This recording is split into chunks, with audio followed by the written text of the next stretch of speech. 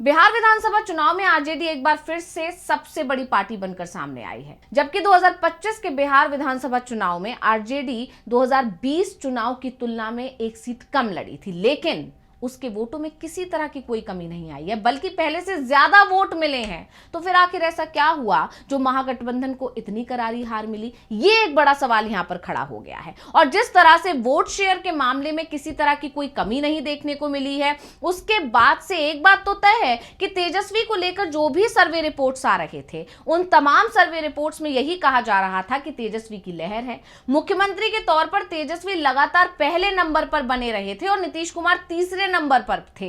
तो ऐसे में जो वोट शेयर आया है उससे ये बात साफ हो चुकी है कि जो भी सर्वे रिपोर्ट्स थी वो कहीं ना कहीं सही थी, और ये बात सच भी साबित हुई, क्योंकि वोट शेयर के मामले में भी वो सबसे बड़ी पार्टी बनकर सामने आई है। यानी आरजेडी ने यहां पर भी अपना दमखम बरकरार रखा है। लेकिन सीटों की जब बात आ रही है तो ये साफ हो रहा है कि उसके साथ खेल हो गया है। हालांकि तेजस्वी यादव शुरुआत में पिछड़ते दिखाई दे रहे थे, लेकिन आखिर में उन्होंने बहुत बड़ी जीत हासिल की।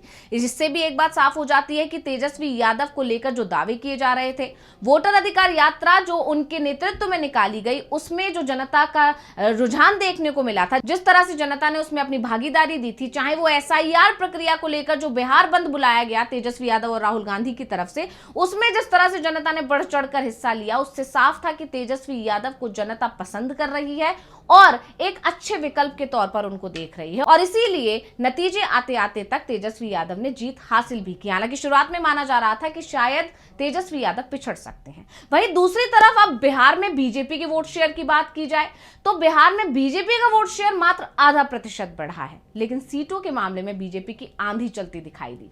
पार्टी ने इस बार सबको पिछाड़ दिया और 90 सीट जीतने में कामयाब रही है। यानी 2020 के चुनाव की अगर बात की जाए तो जो सीटें उसे मिली थी उससे भी ज्यादा सीटें इस बार यानी 2025 में बीजेपी को मिल गई हैं, जिसकी उम्मीद तो शायद बीजेपी को भी नहीं रही होगी। वो अपने 2010 के प्रदर्शन के करीब पहुंच गई। तो वहीं आरजेडी की अगर बात करें तो सबसे ज्यादा वोट शेयर के साथ मात्र 25 सीटों पर ही सिमट गई। तो ऐसे में सबसे बड़ा सवाल तो यही है कि आखिर वोट शेयर जब उतना ही बरकरार है तो फिर सीटें इतनी कम आरजेडी की कैसे रह गई? और इसीलिए चुनाव आयोग और खासकर ज्ञानेश कुमार सवालों में घिर गए हैं, जो शुरुआत से ही सवालों में थे, लेकिन नतीजों ने इस सवाल को और बड़ा कर दिया है। तो कैसे महागठबंधन के साथ हुआ बड़ा खेल, आज हम अपनी स्पेशल रिपोर्ट में इसी पर करने जा रहे हैं चर्चा। नमस्कार, मैं हूं अंशिता। बिहार के नतीजे आ चुके हैं और नतीजों में एनडीए को जो जबरदस्त जीत मिली है उसके बाद पूरे देश में इसकी चर्चा हो रही है, क्योंकि आप जानते हैं बिहार की राजनीति हमेशा से अप्रत्याशित मोड़ों से भरी रही है। बिहार की राजनीति पर पूरे देश की निगाहें टिकी रहती हैं और इसकी बड़ी वजह यह है कि बिहार में जो चुनाव थे उसका असर आने वाले चुनावों पर जरूर पड़ेगा, ये तय है। 2026 के शुरुआत में 5 राज्यों में चुनाव है, उसके बाद 2027 की बात की जाए तो यूपी में चुनाव है, उसके बाद गुजरात में चुनाव है, और ये तय माना जा रहा है कि जो नतीजे आए हैं बिहार में उसका असर यूपी पर भी पड़ेगा, गुजरात पर भी पड़ेगा और 2026 की शुरुआत में होने वाले बंगाल पर भी पड़ेगा। इसीलिए अभी से ही विपक्ष ने कमर कस लिया। अखिलेश यादव ने साफ साफ चेतावनी दे दी है चुनाव आयोग को और साफ कह दिया है कि जो बिहार में हुआ वो बंगाल में या असम में या दूसरे राज्यों में या यूपी में वो नहीं होने देंगे। यानी साफ है कि बिहार में जो खेल हुआ उसको लेकर चुनाव आयोग अब और ज्यादा सवालों में आ गया है और विपक्ष सतर्क हो गया है। फिलहाल बात करें बिहार विधानसभा चुनाव की और उसमें आरजेडी के साथ हुए खेल की, तो इसे ऐसे समझिए कि 6 से 11 नवंबर तक मतदान हुआ, उसके बाद 14 नवंबर को नतीजे आए और इसमें राष्ट्रीय जनता दल यानी आरजेडी के लिए एक विरोधाभासी तस्वीर पेश की है। जहां एक तरफ तो पार्टी की सीटें बुरी तरह से घटकर मात्र 25 रह गई हैं, वहीं दूसरी तरफ है उसका वोट प्रतिशत जो लगभग स्थिर रहा है। 2020 के अगर नतीजों की बात की जाए तो उसमें 23.11% से मामूली गिरावट हुई है इस बार वोट प्रतिशत में और आ गया है 22.9%। यानी सिर्फ 0.2% वोट कम हुआ है आरजेडी का। लेकिन सीटों के मामले में जब उसको देख रहे हैं तो उसकी संख्या में 2/3 की कमी आई है, जो अपने आप में एक बहुत बड़ा और अहम सवाल खड़ा करता है।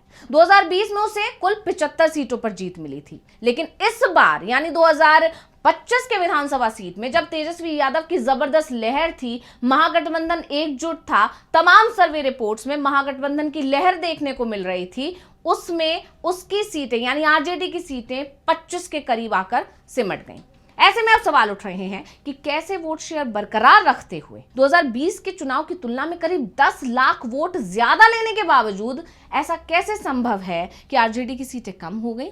कम ही नहीं हुई बल्कि वो आधी सीट भी नहीं जीत पाई है और इसीलिए चुनाव आयोग सवालों में घिर गया है। क्योंकि दूसरी तरफ बीजेपी की बात करें तो उसे इस चुनाव में 20.21% वोट मिला है, यानी आरजेडी को जो वोट मिला है बीजेपी को उससे 2.7% वोट कम मिला है।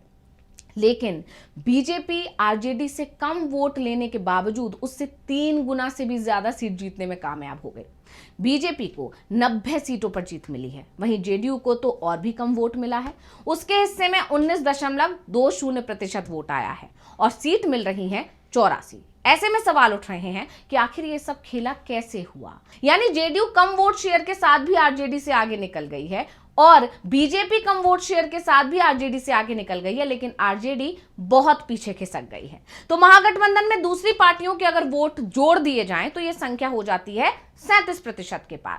2020 के विधानसभा चुनाव की बात करें तो उसमें भी महागठबंधन को इतना ही यानी कि 37% वोट ही मिला था, लेकिन तब सीट मिली थी 110। लेकिन इस बार के चुनाव में 37% वोट लेकर भी महागठबंधन की सीटें 40 पार भी नहीं हो पाई हैं और इसीलिए कई सवाल उठ रहे हैं कि आखिर ये वोट सीटों में क्यों नहीं बदल पाया। लेकिन इन सब के बीच में एक बड़ा सवाल ये भी है कि आखिर आरजेडी का वोट प्रतिशत इतना स्थिर कैसे रहा। तो कई जानकारों का दावा है कि आरजेडी की स्थिर वोट प्रतिशत की वजह पार्टी का मजबूत जातीय आधार है। लालू प्रसाद यादव की विरासत पर टिकी ये पार्टी मुख्य रूप से यादव, मुस्लिम और कुछ पिछड़े वर्गों पर निर्भर है, जो बिहार की आबादी का करीब 25 से 30% हिस्सा है। 2025 में भी इन समुदायों ने आरजेडी को वोट दिया था और इस बार के चुनाव में तो ये कहा जा रहा है कि उसे पहले से ज्यादा यादव और मुसलमानों ने वोट किया है। क्यों? इसकी वजह महागठबंधन का एकजुट होना, राहुल गांधी और अखिलेश यादव जैसे दिग्गजों का वोट प्रचार करने आना, इसका फायदा महागठबंधन को हुआ है, लेकिन उसका असर सीटों में नहीं दिखाई दिया। इसके अलावा एआईएमआईएम से ज्यादा नुकसान हुआ है क्योंकि एआईएमआईएम ने एक बार फिर 1 दर्जन से ज्यादा सीटों पर महागठबंधन के वोट बैंक में सेंध लगाई है।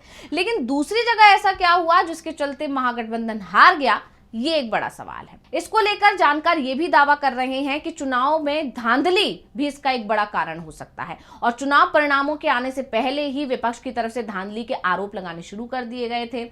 यहां तक कि पहले चरण के मतदान और दूसरे चरण के मतदान के दिन से ही आरजेडी की तरफ से कई ऐसे घटनाएं सामने लाई गई थी। यहां तक कि स्ट्रांग रूम के बाहर जिस तरह आरजेडी के कार्यकर्ताओं ने या विपक्षी दलों ने प्रदर्शन किए या कई शिकायतें चुनाव आयोग से की, उसके बाद से चुनाव आयोग सवालों में घिरा ही हुआ था और उसी को लेकर आरजेडी एमएलसी सुनील कुमार सिंह ने मतगणना से कुछ ही घंटे पहले चेतावनी तक दे दी थी और कह दिया था कि अगर नतीजे जनादेश के खिलाफ आए तो नेपाल जैसी स्थिति यहां पर हो सकती है। विपक्ष की तरफ से जो आरोप लगाए गए उसमें पावर कट, सीसीटीवी गैप और ईवीएम सुरक्षा शामिल है। कई रिपोर्ट्स में कहा गया कि मतगणना केंद्रों पर बिजली कटौती और सीसीटीवी में गैप ने धांधली के शक को और बढ़ा दिया, क्योंकि जिस तरह से चुनाव आयोग की तरफ से इन आरोपों को सुना तो गया लेकिन इसे बाद में सिरे से खारिज कर दिया गया, उससे चुनाव आयोग और घिर गया। और सबसे बड़ी बात यह है कि इस पूरे चुनाव में ज्ञानेश कुमार पर सबसे ज्यादा सवाल खड़े हुए हैं, क्योंकि विपक्ष की तरफ से जो तमाम प्रतिक्रियाएं आ रही हैं उसमें लगातार एक ही बात दोहराई जा रही है। एक ही सुर में विपक्ष कह रहा है कि ये जीत ज्ञानेश कुमार की जीत है और बिहार में जीत के लिए ज्ञानेश कुमार को बहुत बहुत बधाई। क्या कुछ बोले पवन खेड़ा, सुनिए। तो अभी शुरुआती रुझान है, थोड़ा इंतजार कर रहे हैं।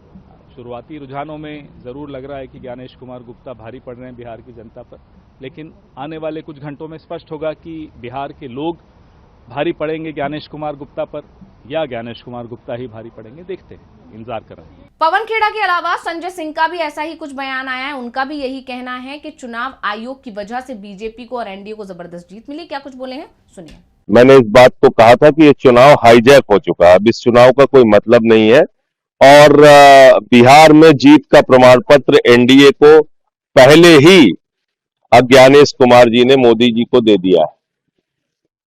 ये मेरा पहले का बयान है, 3 महीने पहले बोला था।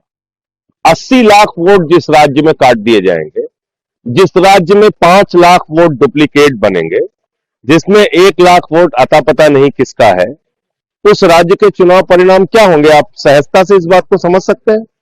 तो आज पूरी एनडीए को और मोदी जी को जाके ज्ञानेश कुमार को बधाई देनी चाहिए, उनको मिठाई खिलाना चाहिए, उनका माल्यार्पण करना चाहिए कि ज्ञानेश कुमार जी, आपकी कृपा से हम लोग बिहार जीत गए।